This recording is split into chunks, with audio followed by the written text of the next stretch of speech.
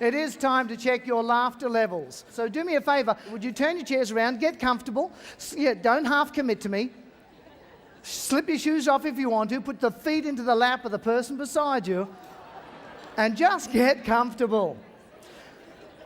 It's my pleasure over the next few minutes to give you a glimpse into the keynote that I present to companies, their staff and clients. The keynote is designed to be delivered ideally at the beginning or the end of a conference, or that hard to slot in after lunch segment where we do know that we need to get them back in and get them charged up ready for the rest of the day.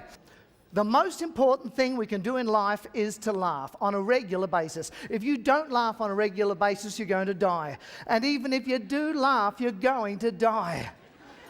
So doesn't it make sense to laugh? And yet it's something that we gradually over time forget how to do. I love making an audience laugh, but even more than that, I love getting the feedback from the audience that says after a good laugh, they have felt better for days. It's also been proven that if you get a little more laughter into the workplace, it will improve productivity, and that will lead to a healthier bottom line. And even better than that, if you laugh on a regular basis, you as human beings will begin to feel better and better and better.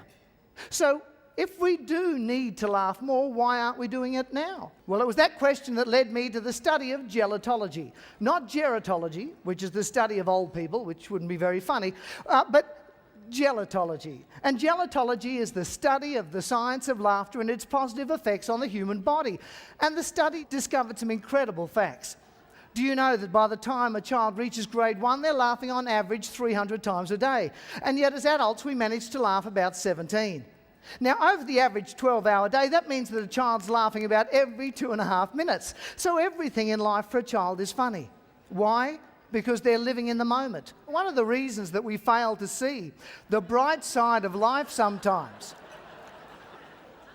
is not because it isn't there, because there are things that are put in front of us every single day that will bring a smile to our face.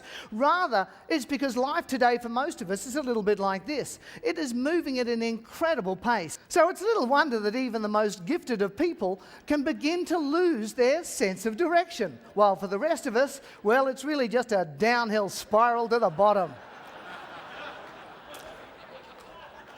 2.5 million Australians took sick days last year, and it's not just Australia that's suffering. People all over the world are having bad days. They are walking around filled with negative energy, and they are trying to thrust that negative energy onto you, an otherwise generally positive person. You know what's happening? They are beginning to build stress hormones up in their body, and these can be, in some small parts, good for us because it stimulates us, but too much can make us feel bad. But the good news is that we have an ally, and it's called the endorphin, the happiness hormone, and you can get it in all sorts of ways flowing through your body. Acupuncture, deep breathing, meditation, chiropractic adjustments, but the easiest way is just by smiling. Smile for me, sir. Yes, you. And you. In fact, everybody, smile for me. Don't half smile. Try to touch the corners of your ears. See, even if you're miserable, your brain thinks you're happy. And so what it does is it starts to release the endorphins into your system.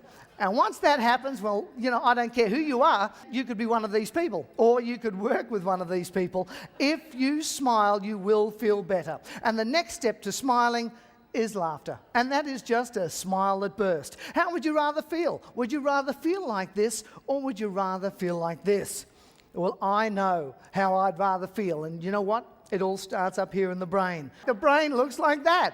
It makes up 2% of our body weight, but does 98% of our function, and incredibly uses 20% of our energy. Why? Because it processes roughly 400 billion bits of information every single second. We only recognize the first 2,000, which is, of course, is smell, touch, sight, etc. But the amazing thing is that the brain is controlled by us and not the other way around. Some people make that mistake. And if you remember nothing else, remember that there's one vital part of the brain that you need to focus on at all times. Right in the middle of our brain, that little area there is called a hypothalamus. It's about the size of a pea, and from the moment your brain is conceived to the moment you die, this beats.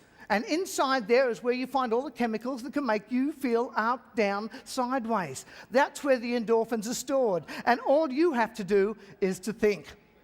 Now, one other thing you've got to do as well, and that is to recognize stress in your life. Because if you don't recognize the stress, then you can't move forward.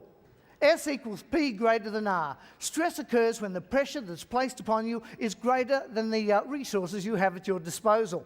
And university tests have shown us the top 10 stresses that cause us grief. Over a 5-year period, they did a study. 10, retirement. Number 9, reconciliation with spouse. Number 8, being fired from work. Marriage. 6, personal illness or injury. Death of a close family member. Jail term. Who's out there? Marital separation, divorce, and the death of a spouse. Now, you may have gone out to the top 20 if you thought about sexual difficulties, pregnancy, death of a friend. But the really interesting fact is that a lot of people say it's work that stresses me out. And if I didn't have work, life would be so much easier. But have a look at that. The top 7 of the top 10 aren't even really work-related. So how stressed are you?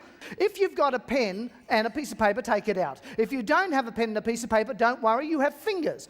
I'm going to ask you a series of 20 questions, and all you have to do is say yes if it applies to you. If you say yes, put a finger up like that and keep track of how many yeses. If it's a no, just ignore it altogether. Question number 18. Do you frequently complain about the past? Did something happen to you when you were 10, 12, beaten up maybe? You're 70 now, and you can't wait to get to heaven to get stuck into somebody. Question number 19. Do you frequently race through the day from the moment you get up to the moment you go to bed? It's all go, go, go. And finally, number 20, which is probably the most important question you can have. Do you frequently feel you are unable to cope with all that you have to do? In other words, if somebody said to you, this is your lot, would you say, I'm cool with that, or I need to change some things? Add up your yeses for me, please, if you wouldn't mind. Add up your yeses and get a total. Somewhere between 1 and 20. Hands up all the 1 to 6s out there. Where are the 1 to 6s? Have a look at these people. They are the secrets to a happy life in the short time that I've got left here. Well, no one's written any hard and fast answers to it. But the one thing that we all agree on is that life is not a spectator sport. You cannot expect to hide yourself away and still get the very most you can out of life. Admittedly, with participation, there does come a certain amount of risk.